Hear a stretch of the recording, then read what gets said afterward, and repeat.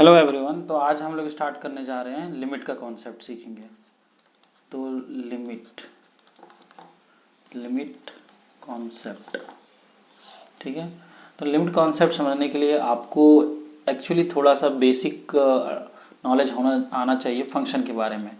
तो फंक्शन क्या होता है? एक फंक्शन एक रिलेशन होता है एक्स और वाई में, एक यूनिक रिलेशन होता है, ठीक है। जैसे मान लीजिए एक फंक्शन है 2x-1, ठीक है। तो ये एक फंक्शन है, तो इसमें एक्स और वाई के बीच में रिलेशन है और वो रिलेशन इस इक्वेशन के द्वारा जुड़ा हुआ है, ठीक है। तो अब आप फंक्शन में होता है कि हर x के लिए एक x वैल्यू के लिए आपको एक ही y का वैल्यू मिलेगा। जैसे अगर आप मान लीजिए x 1 रखें तो आपको y इक्वल टू यहाँ पे सॉल्व करेंगे तो 2 मिलेगा, ठीक है। तो लेकिन कभी कभी होता है कि इक्वेशंस कुछ ऐसे होते हैं, जैसे कि मान लीजिए y square is equal to x, ठीक है। आप x इजिकल टू 4 पुट करेंगे तो आपको y का 2 वैल्यू मिलेगा, ठीक है। विच इज जो अब इसमें फंक्शन वो होगा नहीं, क्योंकि y इजिकल टू अब आएगा आपका +-2। तो एक x इजिकल टू 4 पे y का वैल्यू कितना है? +-2, which is not a function. तो ये फंक्शन नहीं है, ठीक है। ये जरूरी बात है, बहुत इंपॉर्टेंट बेसिक कॉन्सेप्ट है फंक्शन का। तो हर एक x के लिए सिर्फ एक y का वैल्यू एक ही होगा, तो वो फंक्शन होगा, ठीक है। और फंक्शन में हम फंक्शनल वैल्यू फाइंड करते हैं रियल वैल्यूज का, ठीक है। तो ये हो गया आपका। अब लिमिट का कॉन्सेप्ट है कि कभी कभी होता है कि कुछ कुछ फंक्शन होते हैं, जैसे example y is equal to x² - 4/x-2, ठीक है, x-2। तो इसमें आप y इज इक्वल टू मतलब x इज इक्वल टू 2 पे y इज इक्वल टू क्या निकलेगा आपका? ये x इज इक्वल टू 2 पे y इज इक्वल टू आपका क्या निकलेगा? तो वो निकलेगा, इसको सॉल्व करेंगे तो 4-4/2-2 विच इज नथिंग बट 0/0, ठीक है। तो 0/0 क्या है? मीनिंगलेस। और इसको मैथ्स की भाषा में बोला जाता है इनडिटरमिनेंट फॉर्म। कौन सा फॉर्म? इनडिटरमिनेंट फॉर्म, ठीक है। तो ये टोटल मैथ्स में 7 टाइप्स के इनडिटरमिनेंट फॉर्म्स होते हैं, ठीक है। जैसे कि इन्फिनिटी बाई इन्फिनिटी आ गया, 0/0 आ गया, 1 का पावर इन्फिनिटी आ गया, ठीक है। तो ऐसे ऐसे बहुत सारे आप बेसिक अब पढ़ेंगे धीरे धीरे, ठीक है। तो इसको सॉल्व करने के लिए अब हमको इस फंक्शन का x इजिकल टू 2 पे वैल्यू निकालना है। लेकिन अब तो ये तो मीनिंगलेस आ रहा है, कुछ तो इनडिटरमिनेंट फॉर्म आ रहा है, तो हम कैसे अप्रोच करेंगे? तो इसको साइंटिस्ट ने एक वो पता है, उन साइंटिस्ट लोग तो होते ही पागल, वो लोग ने एक सिस्टम निकाला कि हम भले ही एक्स इजिकल 2 पे तो नहीं निकाल पा रहे हैं, लेकिन क्या उसके आसपास मतलब एकदम करीब पे वैल्यू निकाले। तो जैसे कि उन लोगों ने रखा x इजिकल टू 1 एकदम 999, ठीक है। उसके बाद वो लोग निकाले y इजिकल टू, ये सॉल्व किए 1.999 का स्क्वायर -4/1.99 - 2। इसको सॉल्व किया तो वो लगभग 3.99 के आसपास पहुंचे, ठीक है।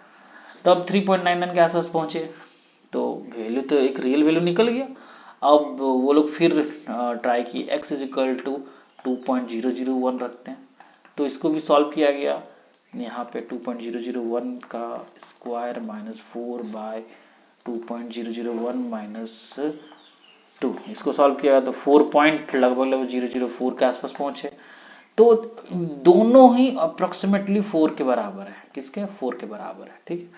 तो इस टाइप से उन लोगों ने समझा कि हम लोग एट एग्जैक्टली x इजिकल 2 पे तो नहीं निकाल पाए, लेकिन उसके आसपास का वैल्यू निकाल दें, और वो लगभग 4 के बराबर है। तो इसको बोला गया कि फंक्शन का जब 0/0 फॉर्म में आ जाए, कोई भी फंक्शन है y इजिकल टू fx है, ठीक है, वो जब 0/0 के फॉर्म में आ जाए, किसी भी पॉइंट पे निकाल रहे हैं, किसी x इजिकल टू मान लीजिए a पे, ठीक है, तो 0/0 फॉर्म आ गया, तो उसमें हम ट्राई करते हैं उसका लिमिटिंग वैल्यू निकालने के लिए, मतलब उसके आसपास का वैल्यू, और उसको दिखाने का तरीका वो इस टाइप से है। y is equal to limit, ये आपका f ऑफ x है, और ये जो x टेंडिंग टू a, मतलब a का मतलब है x एग्जैक्टली a के बराबर नहीं, उसके आसपास, मतलब दो वैल्यू हो सकता है, ठीक है। वो हो सकता है limit x tend to be a minus, जब a थोड़ा सा छोटा हो, एकदम थोड़ा सा, किससे? a से, ठीक है। तो इसको हम बोलेंगे f x, और इसको बोलेंगे लेफ्ट हैंड लिमिट, मतलब LHL, LHL, और जब फंक्शन x थोड़ा सा बड़ा हो तो उसको बोलेंगे RHL, मतलब राइट हैंड लिमिट। और फंक्शन एग्जिस्ट तभी करेगा जब ये दोनों आपस में बराबर होगा, मतलब लेफ्ट हैंड लिमिट और राइट हैंड लिमिट जब एक दूसरे का बराबर हो जाए तभी उस पॉइंट पे लिमिट आपको निकालना पॉसिबल है, ठीक है, तभी ये एग्जिस्ट करेगा। Limit exist of this function at x is equal to a when left hand limit of the function at x tending to a minus and limit of x extending to a plus will be equal, ठीक है। तो ये basic concept. अब जो थोड़ा सा जो आप कम किए ना, वो लगभग क्या कम किए, 0.0001 और थोड़ा सा अब बढ़ाए, सेम है दोनों, इसको बोलते हैं h, ठीक है। और इसको दिखाते ये h लगभग जीरो के बराबर, तो जीरो के एग्जैक्टली बराबर नहीं लेकिन करीब है, तो इसको बोला जाता है h tends to zero, h tends to zero, ठीक है। और यही आप कैलकुलस में जब आप पढ़ेंगे तो ये dx हो जाता है, जब x में थोड़ा सा मतलब हल्का सा, तो वो dx हो गया, ठीक है। तो इसी को h भी बोला जाता है, लेकिन जब लिमिट सॉल्व करेंगे तो ये h आएगा, जब डिफरेंशिएशन करेंगे तो वो dx बन जाता है, ठीक है। तो अब हम लोग ने लिमिटिंग वैल्यू भी निकालना सीख लिया कि कैसे। अब उसके बहुत सारे मेथड है, जैसे कि वो क्वेश्चन है factorization method, x tend to 2 में आपका ये इक्वेशन था x-4 बाय x-2, तो इसको फैक्टराइज कर दीजिए आप x-2 x+2 में और बाय x-2, ठीक है। तो ये x-2 कट गया, अब आप पुट कर दीजिए तो आपको यहाँ पे पता चलेगा एक्सटेंडेड टू 2, तो ये 4 आया लगभग, ठीक है। तो ये मेथड होते हैं फैक्टराइजेशन मेथड। तो साइंटिस्ट लोग ने फिर इजाद किया, कितना फिर उससे थोड़ा सा कम लेंगे, फिर थोड़ा सा ज़्यादा लेंगे, ठीक है। तो और उसके बाद फिर सॉल्व करेंगे, तो लेंदी प्रोसेस हो जाएगा ना। अब मान लीजिए x इज इक्वल टू निकालना है 1000 पे, ठीक है।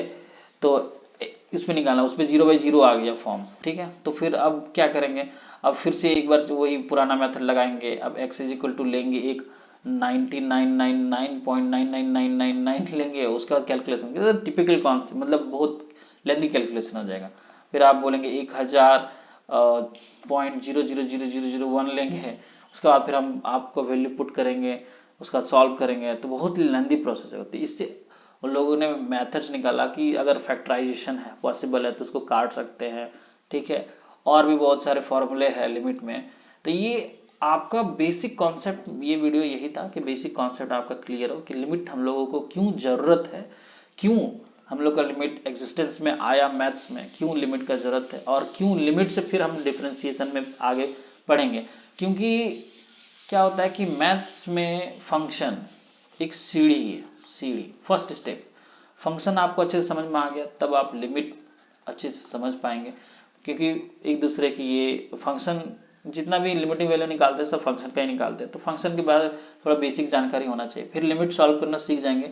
तब लिमिट जब कॉन्सेप्ट समझ में आ जाएगा कि हाँ लिमिट का क्यों जरूरत पड़ा, लिमिट कैसे आया, लिमिटिंग वैल्यू क्यों निकालते हैं, तब आपको समझ में आएगा कि हाँ।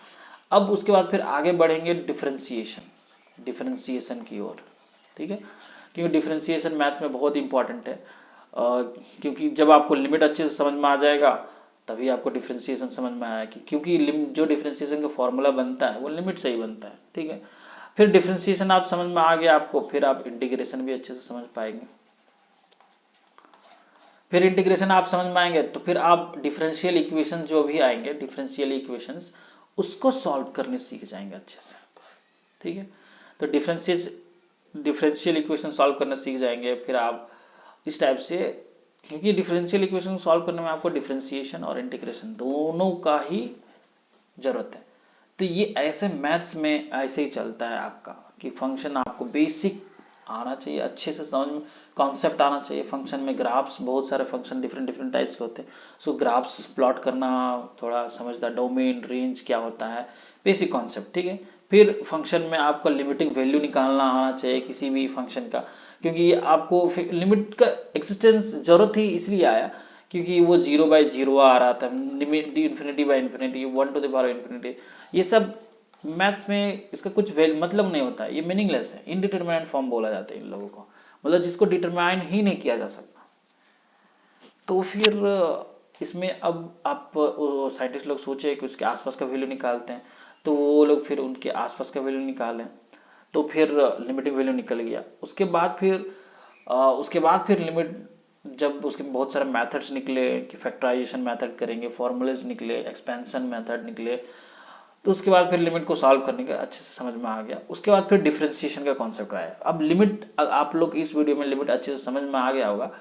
उसके बाद फिर मैं आप लोग को डिफरेंशिएशन का कॉन्सेप्ट अच्छे से समझाऊंगा कि डिफरेंशिएशन क्यों जरूरत है, क्यों जरूरत पड़ा, उसका इन्वेंशन कैसे हुआ, ठीक है। उसके बाद फिर मैं आपको अभी कुछ लेक्चर्स में लिमिट के क्वेश्चंस भी सॉल्व कराऊंगा, ठीक है। उसके बाद फिर इंटीग्रेशन का जरूरत क्यों पड़ा, इंटीग्रेशन क्यों जरूरत पड़ा, ठीक है, क्यों, इसका बेसिक क्या है इंटीग्रेशन का। उसके बाद फिर हम लोग मैथ्स में, क्योंकि कोई भी चीज़ मैथ्स में अगर आप अच्छे से नहीं समझेंगे तो फिर आपको समझ में, आप बेसिक अगर नहीं समझ में आया कि क्यों इसका जरूरत क्यों पड़ा, हम लोग एक्चुअल में डिफ्रेंसिएशन क्यों करते हैं, क्या क्या पढ़ा हमको, डिफ्रेंसिएशन करने से क्या मिला, तो वो बेसिक आप लोग को समझना है, ठीक है।